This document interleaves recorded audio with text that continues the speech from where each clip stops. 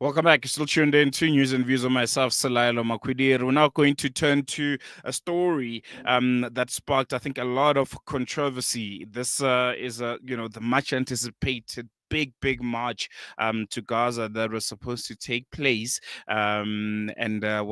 We've all seen the images that have taken place in that, event. We saw how Egyptian authorities reacted to what was supposed to be a symbolic march of solidarity to Gaza. But it wasn't just, the crackdown of activists and their arrests, that sparked headlines. One thing that was really interesting, and it pertains to our next guest, was a map that Hasina Kathrada shared online that drew widespread attention and criticism from Israeli media and commentators, accusing her of being geographically ignorant. And she was sharing a route that, the activists will be taking on their march to the Rafah border. And she's joining us on News and Views right now. She's back in South Africa. I think she came back on Sunday, as she tells me, and she'll be giving us more insight on that march, everything and anything that took place, and ultimately where we find ourselves today. Hasina, good morning. Thank you so much for joining us. Welcome to Salam Media. Always a pleasure chatting to you. Thank you, Celluloid. I think let's kickstart the conversation with what actually happened on the ground in Egypt. What was the mood among activists when the march was stopped and passports were taken, and there was so much hostility by the Egyptian authorities? Yes, I think, it was tense right from the start. Right from the start, we were warned that we should not enter Egypt with any kufiyas, with any pro-Palestinian T-shirts, or anything that indicated that we were there for a pro-Palestinian march. Everything went ahead smoothly at entry into Cairo. We got to our hotels. It was smooth. In the day, I got there left on Wednesday, got there on Thursday. On Thursday, we got messages that, look, please be careful, that that the Egyptian authorities are, going into hotels. They're checking up on people. Why are you here? And that we would get information as the organizers sent them through to our leadership there. On Thursday night, we got a message that we would not be uh, boarding buses from our particular hotel on Friday morning, and that we should take individual cars in small groups of 3 to 4 and make our way to a destination about an hour and a half away from Cairo. We did that, and it was quite organized in the sense that we left at different points. We didn't create much of we didn't create attention to ourselves. Mm. We So the group of South Africans, we were about 55 in total. There were 4,000 people from 86 countries that gathered in Cairo. So we made our way. I got to a checkpoint called the Camp Hashir toll gate. That was about an hour away from Cairo. Groups before me and others were stopped at two other checkpoints. One was about 15 minutes out of Cairo, the other about 45. I think I got the furthest in the group that I was with, and we were joined there by about 250 other people. We were stopped there. It was basically like everybody stopped at this toll gate. So you can imagine locally here in South Africa, we'd say maybe the toll gate, the huge one on the N1 towards Polokwane, and just Mhm. imagine hundreds of cars, buses, but it's not we're not parked in an orderly fashion. So you just pulled up and you can't move any further. So we got there, and a police officer asked our driver in Arabic, I think, where are you going? And I think the driver indicated that he was taking us somewhere. I'm not sure where. And he didn't ask us, the people that were in the car, but he just said, "Give me your passports." So we handed over our passports, and we waited in the car. We waited for about, I think, an hour. And at this time, others are being stopped. We're not getting out of the car. We're in the car waiting. About, I think, an hour later, he came back and he said to me, "Give me your phone." So I handed over my phone. He looked at my camera roll. Um, and by this time, we had been warned that, we must make sure that we clear our phones. We were advised to actually delete our social media apps. I didn't do that, but, I did clear my camera roll of anything that would cause attention. And then he said, "Let me look into your deleted items." Of course, I had not completely cleared my deleted items, but he didn't say anything. He just said, "Stop taking pictures here," because at that stage I had taken pictures of the way the cars was, of the blockade actually. Uh, but he had my phone for about half an hour. Passports, were still with them. I think another half an hour had passed, and then our driver said, "Get off the car." We got off the car, and basically everybody gathered, at one particular point. So this is like about 250 of us. The majority of people were from the UK, Spain, Turkey. There were larger delegations. Those of us from the South African delegation that were at this checkpoint were a minority. But, delegate leaders then, asked us, "Where are you from?" Okay, they kind of were passing information on to us. We were in contact with our fellow activists from South Africa via, a group that we had formed.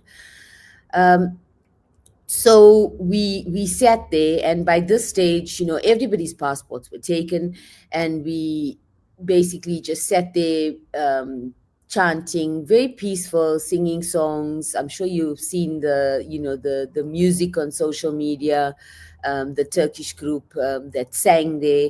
Um, we were just sitting and peacefully protesting. At about just before sunset, just before Maghrib, they gave us our passports back. But I must say that about an hour before this, we were offered our passports, and the officer said to me, "Do you want your passport? Here's your passport. But you take your passport, you take the other South Africans and move." And I said, "Move where?" And he said, "Just take your things and run. And if you don't, you're going to the police station." By this time, we had been talking with everyone as a group here. So this is now a global group, and decided that we were not going to run. I mean, that's what they wanted. They wanted us to just disperse. They didn't want this grouping here. And we decided we're not taking our passports, we'll stay here. So I didn't take my passport, and, we sat down and waited. So it's almost sunset. We had been in the sun. It was extremely hot, I think about 34, 35 degrees. We sat there, not much shade, but we were offered water, we were offered snacks. People were sharing, whatever food they had. We were allowed to use the toilets. And then suddenly we heard this commotion. We heard like like there was something going on, and we Mm-hmm. moved ahead, to the front of the crowd, and saw these police officers physically taking people and shoving them. So someone in the group said, "Look, just sit down and get very limp. Don't resist when they're moving you. Don't resist, because that's when you're going to get hurt." So we kind of huddled together, but they were pulling people out, and pushing them out of this enclave that they had made. They had made like a barricade and put us into this pen. And then they started pulling people out and forcing us out. And that by that time, there were buses that were stationed. So they basically shoved, they were shoving us onto the buses.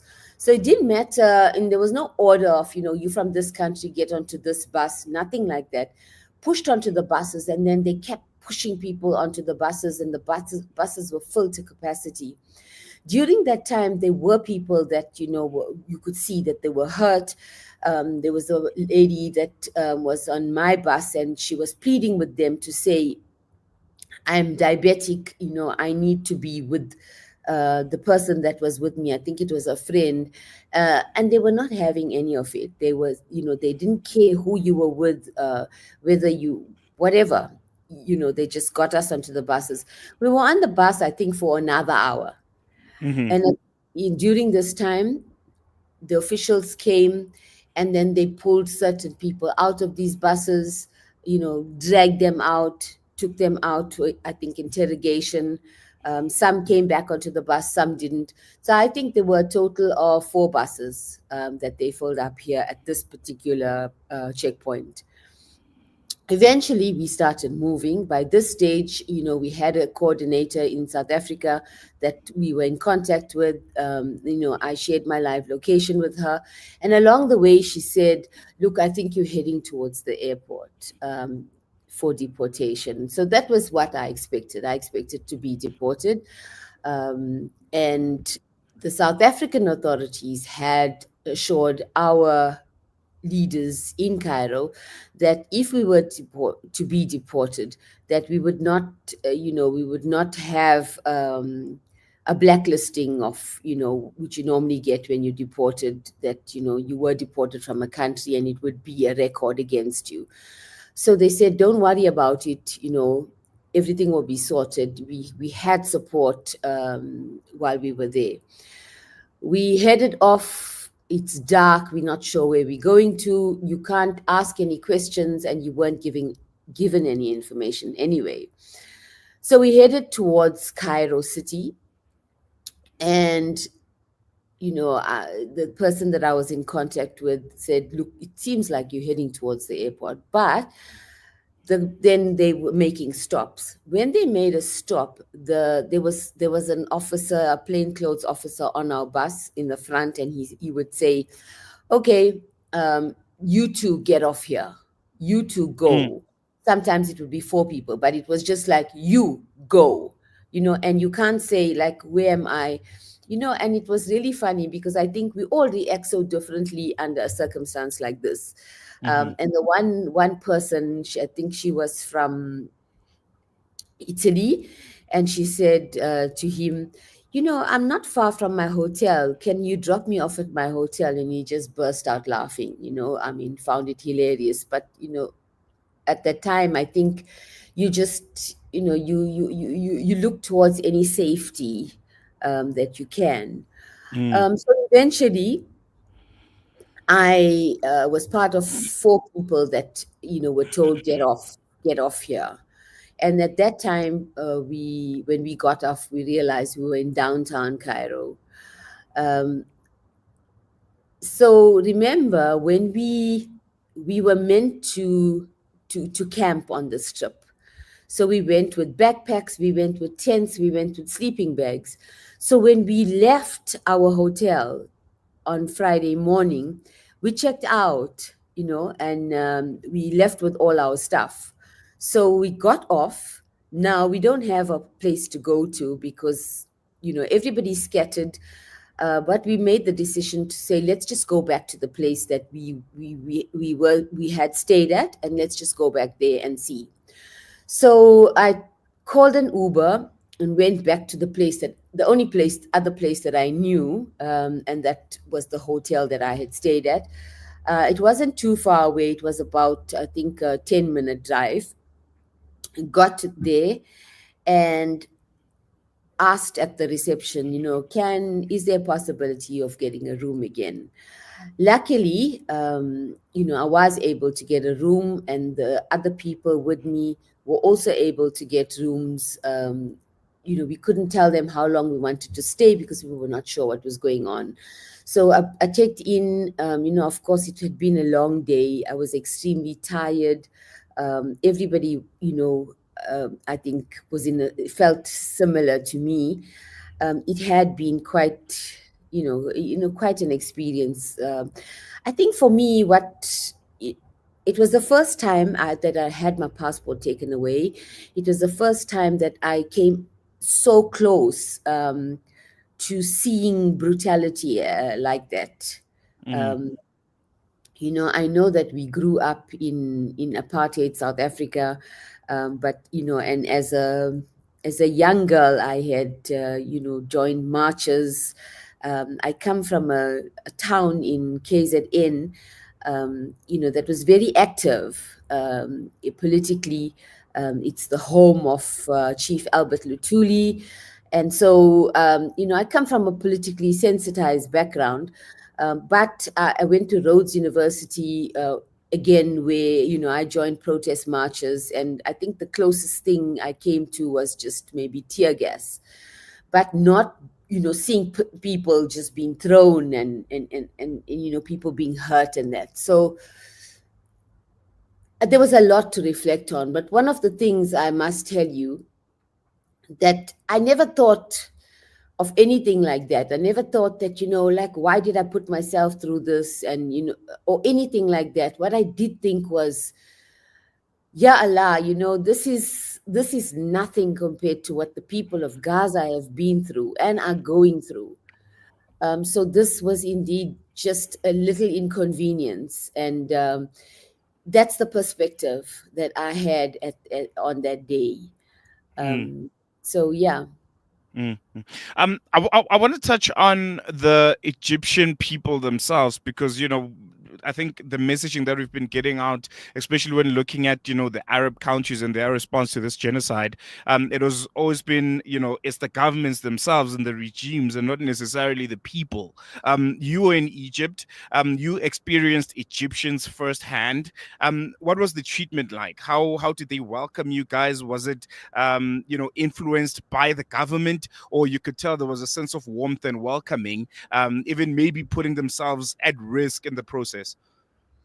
No, definitely there was warmth. When we got off from the bus, remember we just were dropped off not knowing where we are. It was a little side, like like a cafe, not a very informal setting with some chairs and tables, and you would just go in, maybe get your food and come out. So because we're carrying so much of stuff, you got off the bus and you want to make sure, that you have the things that you really need, your passport and, your money and your stuff. So we got off and sat on this, chair, and there was a little steel table. I put my stuff there, and a few minutes, and then calling the Uber. And there were some children, about 3 children, and a young man, maybe in his early 20s. And I said to him, I was calling the Uber, and I said, is this so and so street? And he said, yes, yes, this is where your Uber will, just wait here. And the owner was an elderly man, and he came out, and in Arabic he was saying, don't sit here, you can't sit here, you're not buying anything, don't sit here. And the young guy got up from his seat, and he came, and he spoke to the man in Arabic, and he said something to him, and then he said to me, don't worry, he's like your father. And I Mm, said, yes, yes. And he said, and then the man said, okay, sit. So it obviously explained something to him that made him change his mind. um, and then I think other incidents were, if you stop to ask directions, or you want, at the hotel itself, I could see that the reception, they were a bit tense. When I came back, I got the room, and then I came back to reception to ask for something. And the guy asked me, are you coming back from Cairo? Have you been out of Cairo? And I said, no, I was in Cairo. So I think there was some level of cooperation with some people, with the authorities, But on the street, I think they were, there was a sense of, not openly, but that we support you, and we will help you. But obviously there's a lot of fear as well. Just two last questions before I let you go, because unfortunately we have run out of time. There were criticism from Israeli media, specifically from a map that you posted that showed the route. What's your response to those criticizing its accuracy? And do you think these critics are a deliberate attempt to undermine the broader messaging of the march and what it intended? And following through from that, there are still some activists, there are a lot of South Africans that are still in Egypt at this current moment. Do you know what's the way forward from now? Is the march going to continue, or are people preparing to come back, and calling it quits, so to say, because of how hostile the situation has become?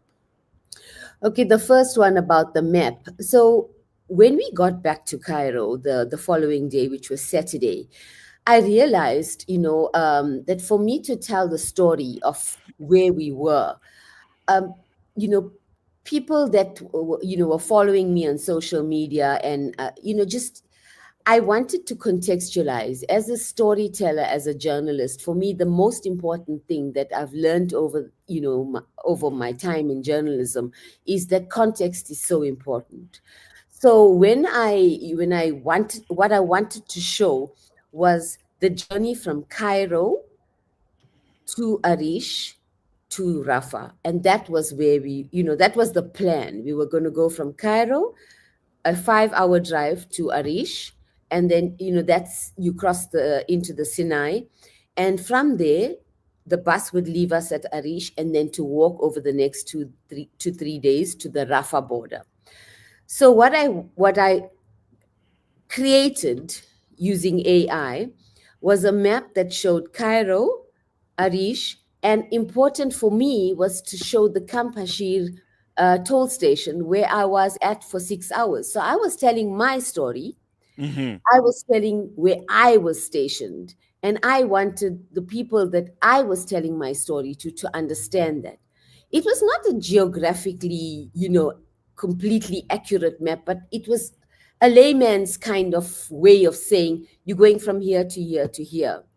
And when I saw the criticism, and I just realized how cyber attacks actually work, cyberbullying. I mean, it was just a realization. And the kind of comments were like, you're so stupid, you guys would have never reached anywhere, you were going somewhere else. It was not the purpose of the map to show, to route exactly where we were off to, but just to show people in terms of points. Mm-hmm. We're going from here to here to here. So that was really what the intention of the map was about. In fact, I could have just drawn on a piece of paper here to here to here, but we have AI, and we use it, where we as a tool, and that was basically what it was about.